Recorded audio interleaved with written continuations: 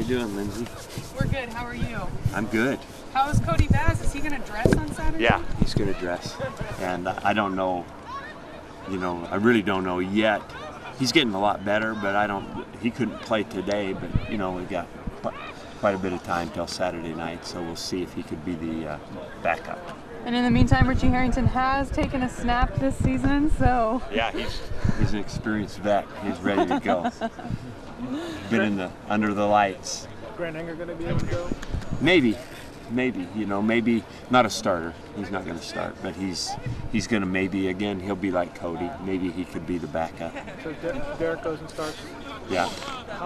Your confidence level in him? Oh, good. He's a solid guy. He's smart. He knows what we're doing. He went in the game last week and performed, so that was pretty comforting, really. How has Sean looked this week? Good, really good, really. Just typical Sean. Great preparation, a lot of good work, great practice today, I thought. So it's good. Any difference with him in there versus Cody? Not really. It's pretty seamless. I think that we're fortunate to have two guys that are not different as far as style or what we do with them. So it's, we can. I really think we can, either guy. It's been that way for a long time. Either guy that's in, they do well. Do you think that his confidence is built throughout over the course of the week? It seems like his accuracy was there today. Yeah, I thought he had a real good day today, and that's what a week should look like. It should get better as it goes. What DJ?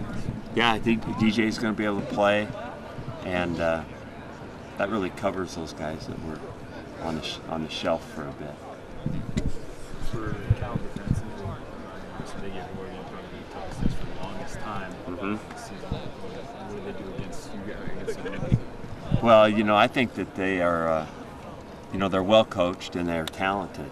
They have some really, really good athletes, and they made plays. And we've seen them do that on all the film. Basically, it's an impressive group. Sometimes, you go through a cycle of life where the wins don't come, but there's a lot of good football, and you can tell there's a lot of good football coaching. So, they had a real good scheme, and they made plays, and they did a nice job.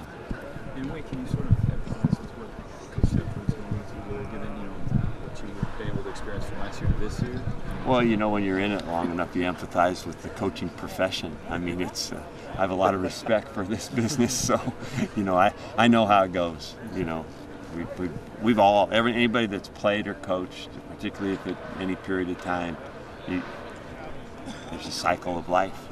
It's not always exactly as you would plan it.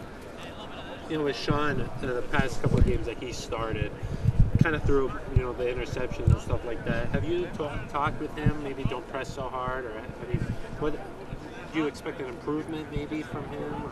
Oh, I expect him to play well. That's what he's played a lot of really good football in the 2-year span that he's been playing, so we expect him to play well. Do you think that maybe being on the sidelines for a couple of games, he can learn something from that, maybe a different perspective? Oh, I think he pays attention for sure, and I think players should always soak in stuff,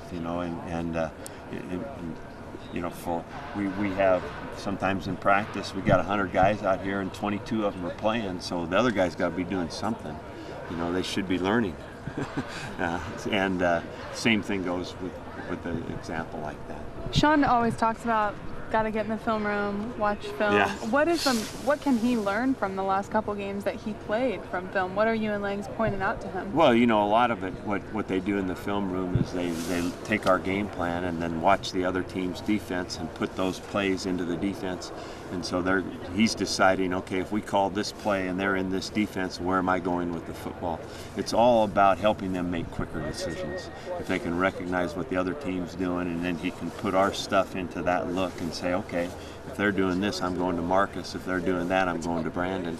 And so, he's got to be able to translate what we do into what he sees on film, and that's what studying film is. Are you watching film with him a lot, or is it Langs more? More Danny. Danny handles most all of that meeting time, and I have heard from sources that Sean's in the film room every day at 8 o'clock watching film on his own before anybody gets going. So, and that's kind of Sean. He's always been a very, very conscientious, detailed guy. Thanks. Thank you. Thanks.